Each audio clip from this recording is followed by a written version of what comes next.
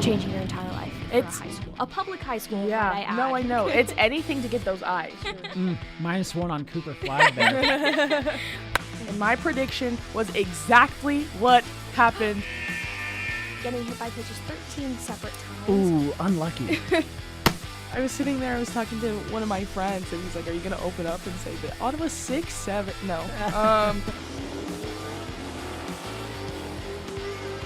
Lots of sloppiness and lots of just like, are we kidding? So we're talking Big 12 Player of the Week. I don't know. I guess we'll see. See, that goes to show you how much I know about the NFL. And they somehow let J.J. McCarthy pull that one back.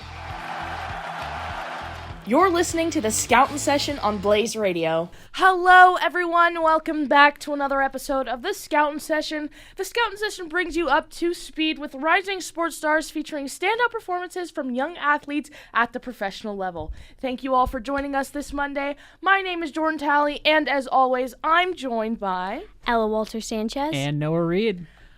So, hi guys. How was everyone's weekend? I guess we'll just start there. I had a great weekend. I didn't do anything sports related, which was kind of nice. I went to Disneyland with my family, spent my version of family weekend there. Did your guys' families come here for family weekend? My parents were here. Oh, fun. I did not have family in town this weekend. Sorry, guys. Always the Debbie Downer. But it was still a good weekend. Okay. Nonetheless, I enjoyed seeing, like, people had, like the family. And so I got to meet a couple of, like, the key list of characters that I've been hearing about, So it's like a, what do you call it in like TV shows where they have like the crossover episodes? episode? Yeah, that's what it felt like. I love that. Well, Noah doesn't want to talk about it, but I will a little bit. I was at the Houston game. Did you go? I did go. Okay, so he was there too, but he's just being sorry about it. I was at the Houston game. That was kind of my weekend. My parents were here. You worked though, right? Yeah, I did sideline for Blaze at the Yay. Houston game. It was a lot of fun. The officiating was very, very, very, very, very, very questionable, I think. I heard about that. I didn't watch the whole game, but I heard that there was some throwing of stuff on the field, lots of frustration. That was honestly embarrassing. Yeah, though. it really was. It is I was embarrassing. ashamed to be like, guys, And then it's what like, are we doing in the student you're section? going to spend $10 on a water and throw it on the field, and then you're going to throw What do it you from think the it's back. going to do? Like hit them in the head and knock Like- them into sense? If anything, it's just going to make the calls lean Worse. more Yes. towards Houston. I'm not saying that they were. Like, I think officiating is officiating. Yes, as a fan of football, anytime your team gets a penalty, yes, you're going to be upset. But, I said this on the train ride back because there was a lot of people who were open to discussion about what went wrong. Open to discussion. I feel like ASU put themselves in situations that they shouldn't have been in. For example, I will use not to, I know Sam Levitt is a phenomenal athlete. He's a phenomenal quarterback. All the credit in the world to, getting ASU to a contending team in the Big 12. Why are we running 4.5 minutes into the first quarter in a questionable situation after you've already been injured this season? It just didn't seem like the smartest thing. And yeah, injuries. Yeah, it's at the point of the season where they didn't experience this last season, so this will have to be something new that they're going to navigate, but just the injuries are killer. And I said this last week, against Texas Tech. I don't think Sam Levitt was 100% then, and he definitely isn't 100% now. And it just comes out, big problem, I think, with ASU football this year is they are relied so heavily on Jordan Tyson and Sam Levitt specifically for their success when they arguably have better running back depth and wide receiver depth than they did last year and the talent that they had. I mean, you saw what Malik McClain could do when he actually can lock in and get those grabs and make those big plays for the Sun Devils. But they put all of their faith in Sam Levitt and Jordan Tyson, and when one of them is off the field, it is disastrous. It doesn't matter who it is. When one of them is gone, it's disastrous, and that is something that they need to kind of fix up. And I think they kind of got into that rhythm in that third and fourth quarter last week. Mm-hmm. And if they had a little bit more time, they might have been able to pull it off, but it just, calls weren't going the way they wanted. They were making those mistakes. But if they were to kind of be able to adapt more, because who knows how long Jordan's going to be out for. So, anyways, any other thoughts before we kind of get into this week? Sorry, that was my rant of the day. It's okay. Sad about Scoutin. I know we talked about this off the air. It's been so fun, and I feel like now not that he won't have these 5 minutes of fame once he comes back, but I feel like his 5 minutes of NFL fame have come to an end. But it was a very gruesome video, and I feel so bad for him, but hoping for nothing but a steady and fast recovery and him coming back when he's ready. Yeah, and it's cool to see the fan base, the NFL getting behind him. Yes. But yeah, Jackson Dart's reaction just, I think, said it all for the community here. Mm-hmm. But yeah. Anyways, enough football talk like we do every week, our pre-show ramble. But let's just get into it, Ella. What do we got this week? So for Who's on Deck, I'm so excited for this week. We're talking about Kelsie Whitmore, but before we talk about who Kelsie Whitmore is, big news in the baseball world, and especially for women in baseball. Last week it was announced that there will be the Women's Pro Baseball League. That was announced sort of in 2024 and started in 2024, but the locations were announced, and it's sort of, becoming more big news and more in the mainstream media. But this is the first American Women's Pro Baseball League for the first time in over 70 years. Very close to my heart. As much as I love softball and always loved playing it growing up, I loved playing baseball way more, and I love that, women who play baseball are finally getting a spotlight, because women do still play baseball, even though softball is very much so a big thing in America and all around. So this Women's Pro Baseball League is a new league in the United States, co-founded by Justine Siegel, I believe, and Keith Stein. Justine Siegel was the first female coach of a professional men's team back in 2009, and Keith Stein is the CEO of the Toronto Leafs baseball team, which is a semi-pro team based in Ontario. Oops. Sorry, I knocked over my water bottle. The league is set to commence play in 2026. They haven't really set a date yet. It's just, hoping for 2026. We will see. And this will be the 5th attempt at an American professional women's baseball league, but the first since 1954. And when doing research and all of that, it was so interesting to see, all of the different leagues and how big it was back then, because for those who don't know, when baseball started out, it was very much so women were involved, and very much so there were co-leagues between men and women, and it's so interesting to learn the start of baseball and women's involvement in it, because softball wasn't really a big thing, and also softball used to also be a men's thing too, so it's very interesting how it all evolved, and it's interesting that women do still play baseball, because honestly, I had no idea that women still played baseball, and that there's a U.S. women's baseball team. I had no idea. Anyway, the league was founded in 2024 with the aim to elevate the visibility and proliferation of women's baseball, and like I said before, it made recent news with their location announcements, which are New York, Boston, Los Angeles, and San Francisco. So it'll be interesting. Obviously, those are all locations of big cities where there are, big baseball teams there, the Dodgers, the Yankees, etc. And so it'll be interesting to see what, baseball fans from those teams invest in these women's teams, and how that'll work, obviously, also location-wise, having two very close together on one side of the country and two very close together on another side of the country. And another note is there's no association to the MLB yet, no partnership, but Athletes Unlimited Softball League does have a partnership with the MLB that we have talked about before. So that's an interesting tidbit. We'll see, in the future how that works out. But there were tryouts in August in Washington, D.C. at the National Stadium, and those players were compiled into a list of draft-eligible players for a draft that's happening later this year. And at the top of the list for players to watch out for is the player we are highlighting today, Kelsie Whitmore. She is both a pitcher and an outfielder, and she made history as the first woman to sign with an MLB-affiliated independent league, the Staten Island Fairy Hawks, back to the interesting names, and later with the Pioneer League's Oakland Ballers, which earned her recognition as one of the best pitchers at the 2024 Women's Baseball World Cup. She has over a decade of experience, and she's currently a pitcher and an outfielder for the Savannah Bananas. I don't know if any of you know Banana Ball, but it's cool that, she's involved in that way, trying to figure out ways to stay involved as a woman in baseball. She was a member of the United States women's national baseball team from 2014 to 2019.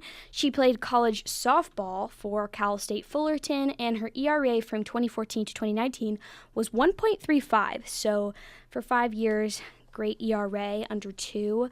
I could go on and on about her, but at the end of the day, she's as close as any woman has gotten, really, playing-wise. There's lots of women that are involved, coaching, business, professional-wise, but playing-wise, she's the closest any woman has really gotten to playing baseball and playing in the MLB, and at the end of the day, she's who people think of when they think of in women in baseball. She is a veteran, at the end of the day, she's been playing for a long time, even though she hasn't really had, something like what's coming out of this league yet.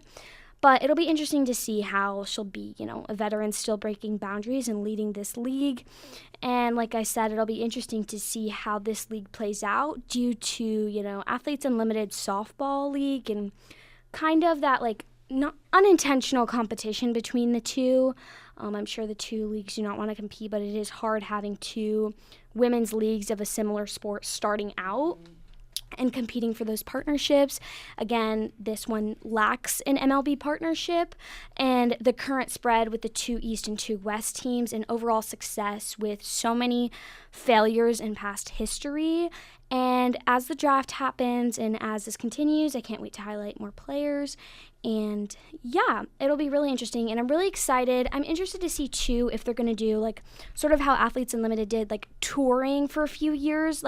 They had teams that were associated with cities, but sort of did touring to get more traction across the country, and also only having such a small amount of teams. And now they have teams that are permanently based in cities and play in those cities.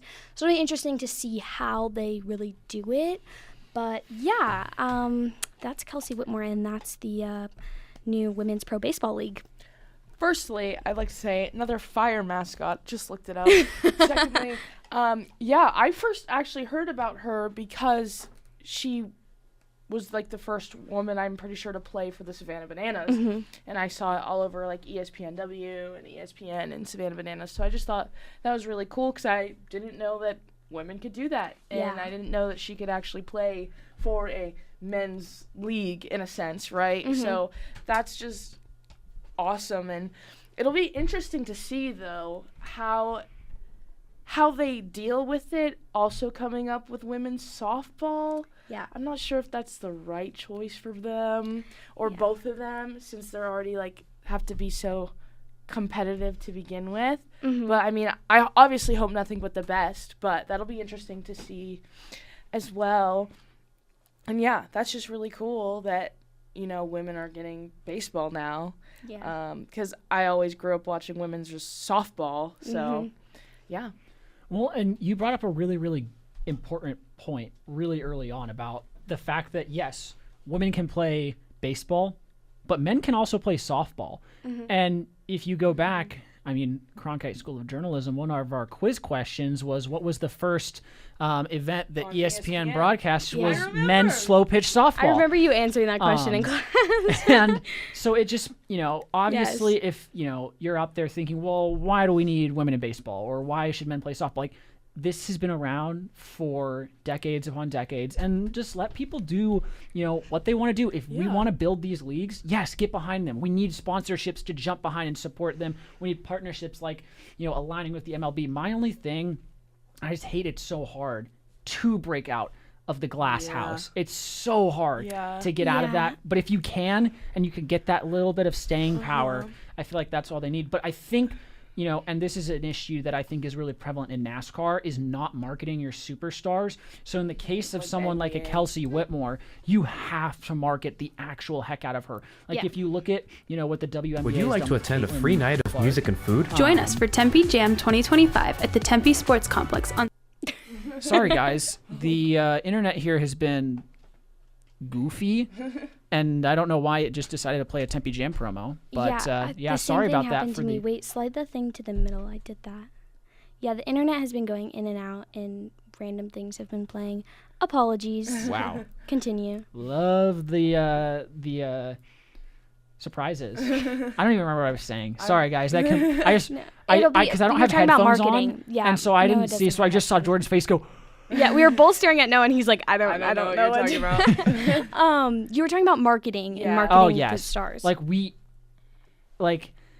need to have that in today's modern sports world, where if you rewind the clock, you think of a guy like a Michael Jordan, where he was the face of the NBA for so long.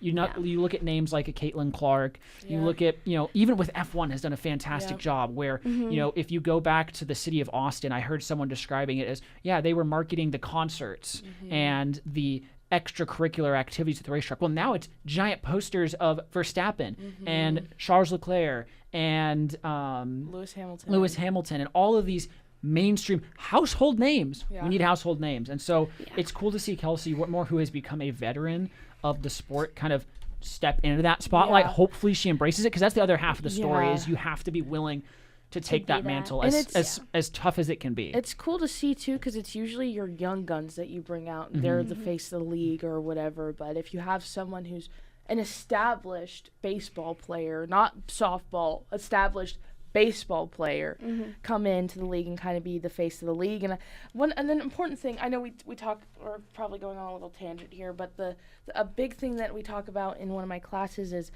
how the double standard is for women's sports. Because the NHL has done a horrible job at marketing the next face of the league. They tried to make it Connor McDavid. That didn't really work. They tried to make it Connor Bedard. That also didn't really work. I mean, they're trying to do the same thing, and who we're going to talk about later on, Hit the Ice, and it's kind of working, but it's just, there's just such a double standard that they already have that success and revenue, and now you kind of bring in women's sports, and they're trying to do the same thing, and they just get, you're not doing this right, you don't have a face of the league, da-da-da-da-da. So it'll be cool to kind of hopefully see that with her. Yeah, and like another thing, like bringing up that too, it's hard because I was talking with some people, and you don't really have like the NBA, the WNBA initially, like it or not, and like sometimes I feel like it still is like it's like a child of the NBA, and they had the NBA to rely on initially, and like had that. And it's not like this is a creation of MLB. This is an independent creation by these people and, by these women's baseball fans. So it'll be interesting to see how it plays out. Like, I'd be interested, if in an alternate universe, if the MLB created, their own WNBA and how that would work out. And it'll be interesting to see how this tactic works, of it not necessarily being a child of the men's version and sort of being its own thing. It'll be interesting because, I mean, at the end of the day, that's what it is. It's a men's version and a women's version of the same sport. No sport is, one gender or whatever, but we're going on a tangent. Yeah. But it'll be interesting, and I'm excited to see, and it is exciting for women who are baseball fans, and we'll see. But now to Jordan. All right, a little less important news over here, but it's been a long time coming here for Hit the Ice, but 6', 19-year-old center out of beautiful Vancouver, British Columbia, Macklin Celebrini, will be making his Scoutin session debut. So I'm pretty sure this is the first actual NHL player I have featured on this, I know what Noah just saw, on this show. And I thought it was a perfect time because Macklin just got his first career hat trick about 4 days ago. Oh. So I thought it would be perfect time.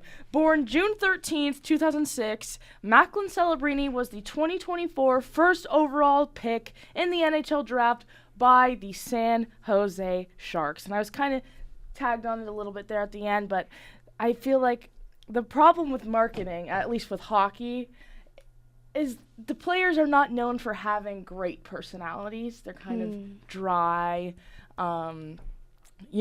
get pucks in deep, get pucks on, like, very robotic, I guess. But I feel like Mac is kind of doing a better job, whereas he's really fun in his interviews. His best friend, Will Smith, is also on the Sharks, and they have fun interviews together. So I thought that was interesting. But Macklin Celebrini, only 19 years old, like I said, was the first overall pick it'll be 2 years ago coming up.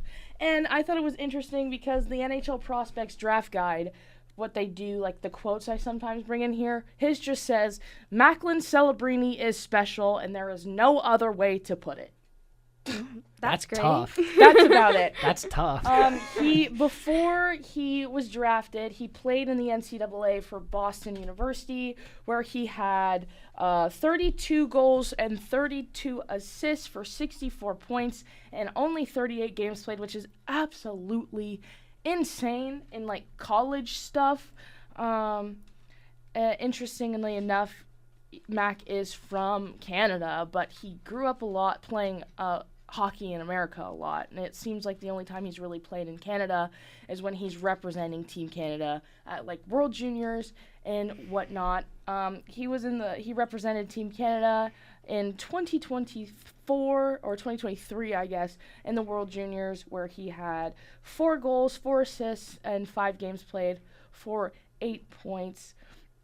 His just accolades go on and on and on. They won the bronze medal that year in the World Juniors. He was a Hobie Baker Memorial Award, which is kind of like the Heisman of college hockey. He won that when he was 17 years old.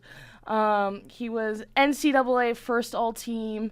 When he played juniors in the U.S., he was a UHL all-rookie team, UHL first all-star team, forward of the year. His list goes on and on and on and on, and his rookie season last year was nothing short of underwhelming. It wasn't underwhelming. Okay. I don't know how to put that. I was like, what? In 70 games played, he had 38 assists for 25 goals and 63 points as a rookie on a team like the San Jose Sharks. Let's bottom tier team, genuinely, I know Noah's sat over there in the corner, but and now he's an assistant captain this year, and in just 9 games played, he has 15 points, and in his last 5, he has 10 points, with tallying a hat trick in one of the a couple days ago.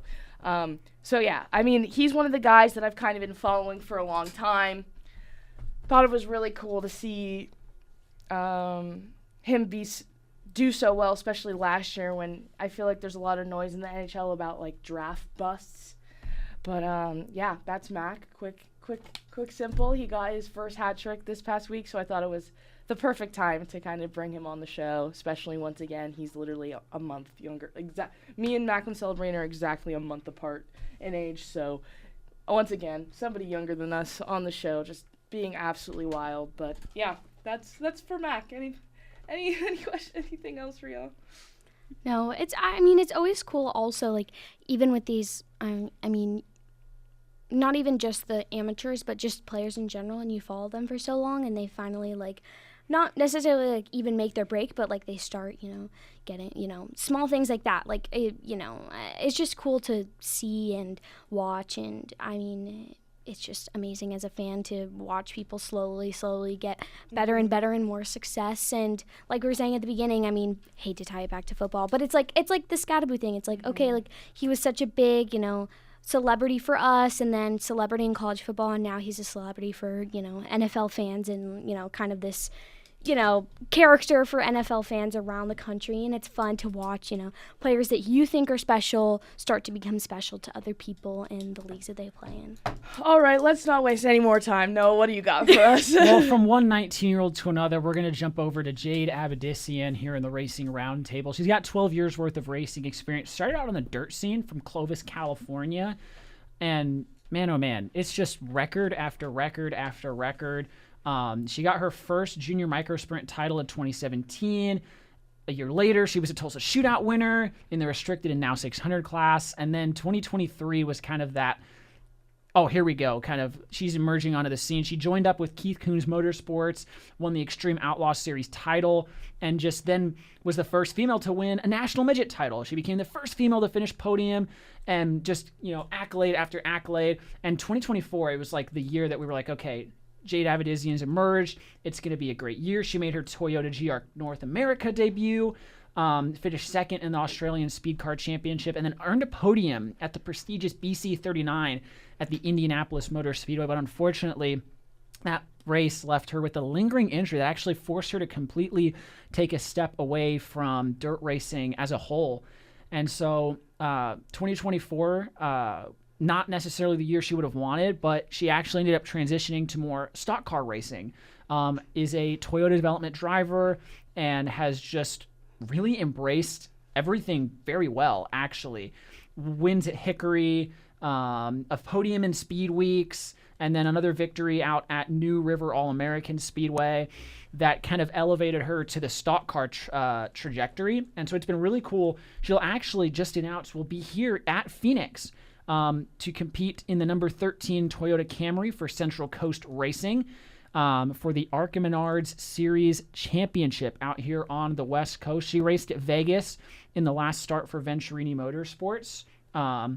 So yeah, I know we're running out of time here. She had a great interview with Dale Earnhardt Jr. on the Dale Jr. download a little bit ago, and I tuned in. It actually features her, Lenny Boyce, who we've highlighted before, and Isabella Robusto, three amazing young female talents on the racing side, and she kind of broke down the injury. I highly recommend you guys go follow her on social media. Again, she'll be here in Phoenix, so perhaps a little more content. Looking at potential guests. I know Jordan was working on someone to get on the show. I'll definitely see what I can finagle here on next week, but we're running out of time. I do have a question for you, Ella. You went to Disneyland over the weekend. Do you have a favorite spot in Disney? My favorite spot? I feel like, honestly, in California Adventure, there, okay, I guess in Disneyland, I guess Main Street. Well, I mean Disneyland, California Adventure. Okay. Same deal. In California Adventure, there's, they have this little, Coco area, and I know they're building a new Coco Bride or whatever eventually, but and they had music and good food, and they also had an ofrenda and places to write your memories of your loved ones, and it was a really beautiful little space to my grandpa and I just sat there, and we both just had something to eat, and people watched for 2 hours, and it's just fun to chill and it's so hectic running from ride to ride, and it's fun to take a breath, take a chill pill. But yeah, besides the point, but thanks for tuning in. All right, well, thank you for listening to today's edition of the Scoutin' Session. My name is Jordan Talley, alongside Ella Walter Sanchez and Noah Reed. As always, thank you for listening, and we'll see you next week.